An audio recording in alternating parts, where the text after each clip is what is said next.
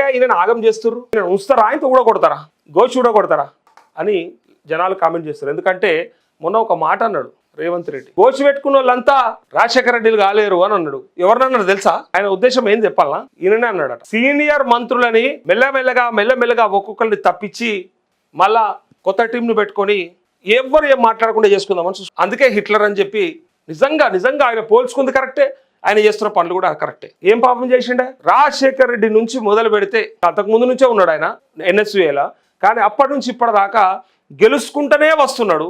అసెంబ్లీలో ఆయనే floor leader ఉండే, సిఎల్పి నాయకుడు ఉండే, కాంగ్రెస్ లెజిస్లేచర్ పార్టీకి నాయకుడు ఉండే. కేసీఆర్ మీద కొట్లాడిండు, కేసీఆర్ మీద 10 ఏళ్ళు కొట్లాడిండు.